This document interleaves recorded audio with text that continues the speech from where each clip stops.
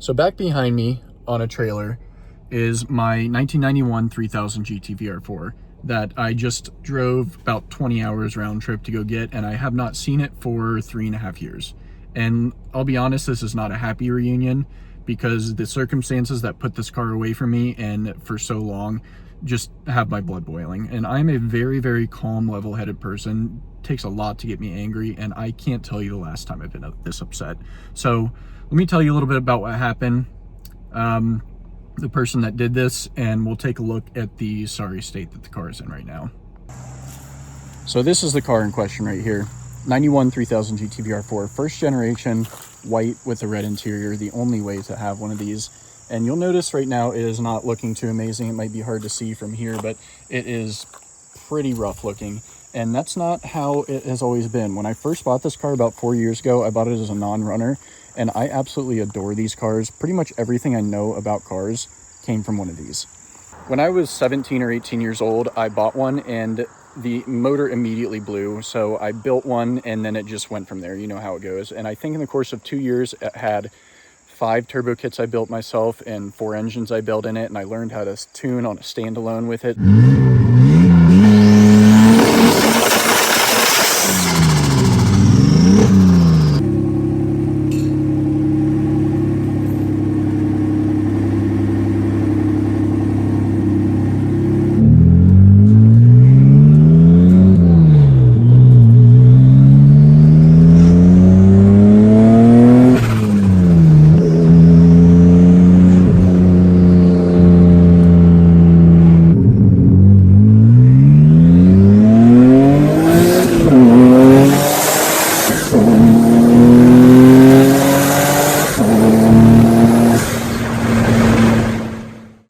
I really have some sentimental value with these cars, and around COVID time, because I was saying this is about 4 years ago, I wanted to get into another one, but prices were so inflated at the time, I wanted to find a non-runner and then fix it up because I didn't have anything to do. I didn't have a job.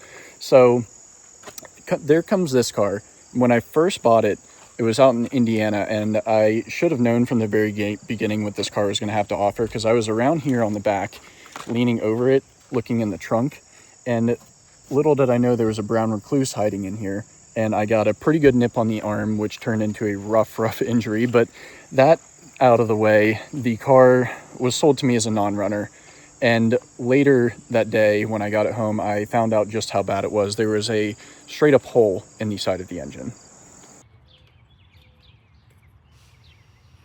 I am no expert, but that certainly looks like a shattered piston to me.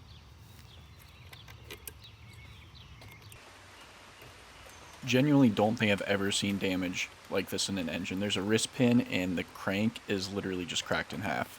It's wild. So typically when you buy an engine or need to build one, you have to have a good core, and I had a mangled, broken in half crank and a block that was in half, so I needed to buy a core. Went down to Florida to buy an engine that was supposed to be good, threw it in, and there was tons of blow by. It was smoking really bad. I'll show you a little bit about what that looked like, but the car ran. And then after that, I was like, okay, I just need to do this right. So I contacted a guy that is said to be the #1 guy with these VR4s. And he has people saying amazing things about him, but little did I know, which I found out later on after I dropped my car off to him, there are a lot of people that are saying the complete opposite, and he's in some hot water with a bunch of people.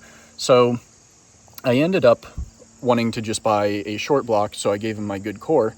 And he told me to come over, get the engine, and it was like a 4-month waiting period after he said he had one ready. So there was already strike one. But when I got there, I was like, okay, I'll just get an engine, throw it in. He said it's ready, we're good to go. So I get there after a 9-hour drive overnight, and I was planning on driving back. He's not there, the engine's not there.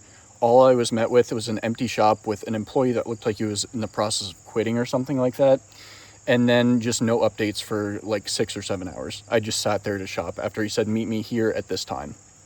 And then after forever, he ended up showing up like all in a frenzy with a bunch of parts.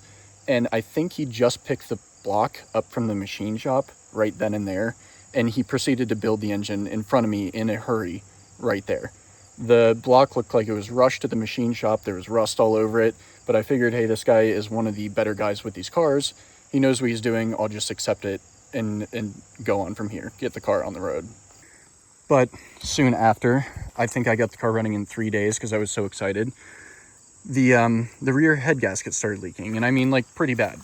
And I messaged him and he said retorque the heads, that's all it needs, which is not what I want to hear from a fresh brand new engine. And it's also not that easy to retorque heads on something like this, at least the rear head, which is where it was leaking, because the intake and everything else has to come off. So I did that. It helped the leak, it didn't fix it, and then almost immediately one of the freeze plugs broke. And they broke because it was rusted and done improperly at the machine shop. So I can fix that. He told me to put silicone on it. Again, not the right answer. But soon after, when you're doing an engine, when you're first starting an engine, you need to do a short break-in, change the oil. So I went to change the oil, copper everywhere. I had driven 3-4 miles on this car, and I already had 3 horrible issues, plus my bad transfer of the engine.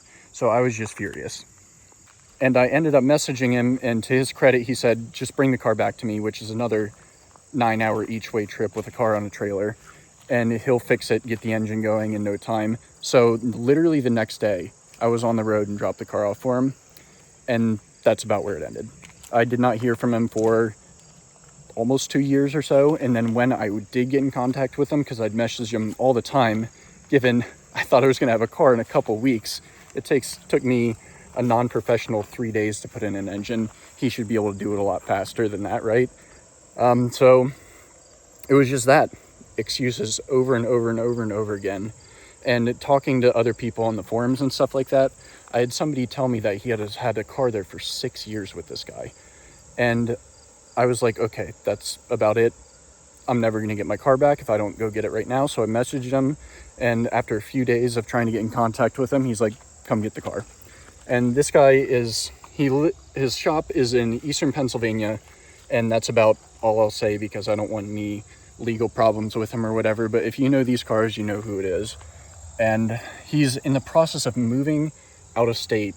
So he has gone over and moved, and he's out there building his house in his new shop, and all his cars, there's like 30 customer cars or something just sitting in a field rotting away. This car sat outside in the Pennsylvania winters in the sun for over 3 years. So this used to be a pristine cosmetic car, minus the issue with the engine, and now it looks like shit. Like it's like a junkyard car, no engine. I brought it to him with a good core and an engine that he sold me that was broken. And what I came home with today it's embarrassing, honestly. Let me show you a little bit about what this car looks like, and take in mind that I dropped this off to him perfect. And I was supposed to get service for his mistake and get my car back to me soon. And I had to go over there for the 3rd time to pick up the car, and it looks like this now. I cannot even believe this situation. So upon first inspection, it sits a little high at the back, or at the front, low in the back, because all of my parts are back here. And would you just look at this paint? This car was, like I said, absolutely perfect when I brought it to him. And literally the only thing he did in that whole time, in that 3.5 years, is pull the engine, and it just sat at the machine shop. I mean, look at this. The paint is absolutely destroyed. All this trim was fresh. Like, I redid all of this when I first got it. You can see it's almost gone there.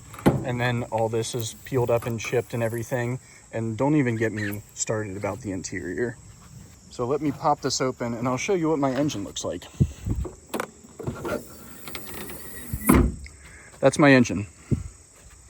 That's what I get for giving him $3,700 for an engine and driving to his place 3 times and waiting 3 years. That and a car that looks like this. It's absolutely insane. And the kicker is, the transmission synchros were bad, and I had a transmission that I was going to put in. So once I get this car back together, I don't even have a transmission that's working. So I'm going to get this back to my place. I'm not too far from it right now. Oh God, look at this. And we'll get it up on the driveway. I'm going to pull all this out, take an inventory, and in a couple days I'm going to clean everything up. And I'm just praying that all of this stuff, hard to pick up on camera how bad this is able to come off. And I guess that might be a taller task than I thought, because that is on there. Wow.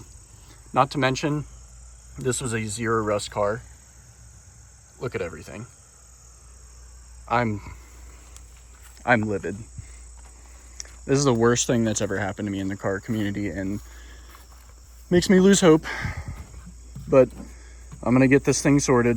It's gonna take me way longer than I thought, because also, I forgot to mention, I was pretty sure that I was getting a complete long block when I came to pick it up.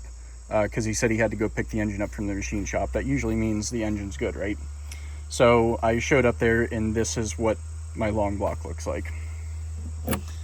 Let's get those couple extra miles down. We'll unload it, and I'll check back in with you. This is not the easiest driveway to back up into. See if I can do it while filming. I'm just gonna try to get past these trees where I can winch it up the rest of the way.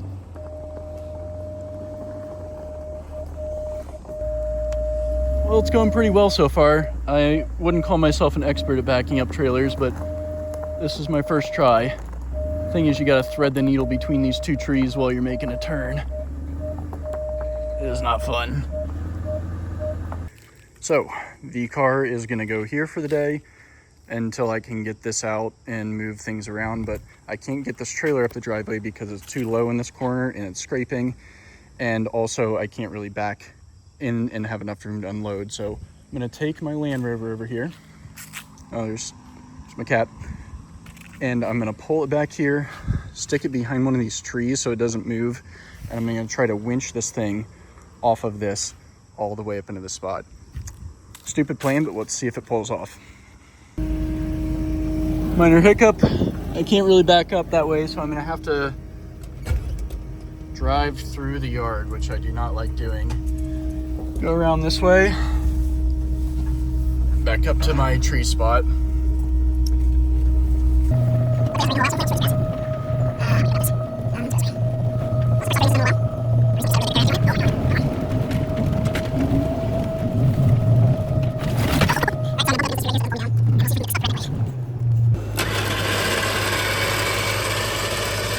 Got a long way to unravel.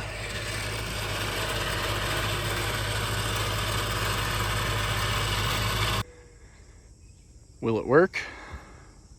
Beats me. I'm gonna try it anyway though. Go put some tension on this, let the e-brake down.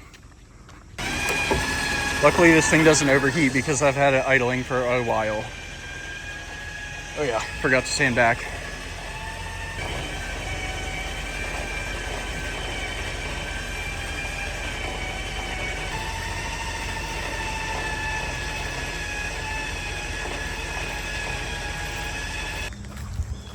Oh, looks super sad, but at least it's home.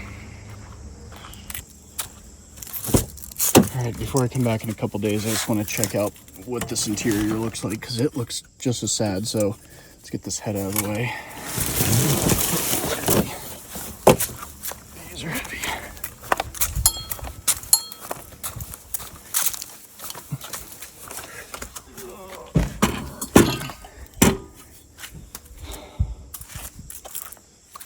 Oh, God.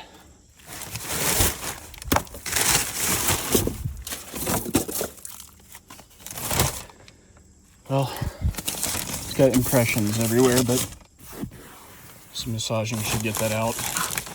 Man, this red interior was so clean originally. It's a shame. Oh no, that's new. Something had to have been hitting up against that. So if anybody knows a machine shop in Ohio or the greater area that can actually do timely work, or if anybody has a 6G72 dual overhead cam turbo engine for one of these, it's got to be a 2-bolt, let me know, because I will buy it immediately. And in the next one, you will see me get this cleaned up. We will take some inventory and start seeing if we can find some parts. So yeah,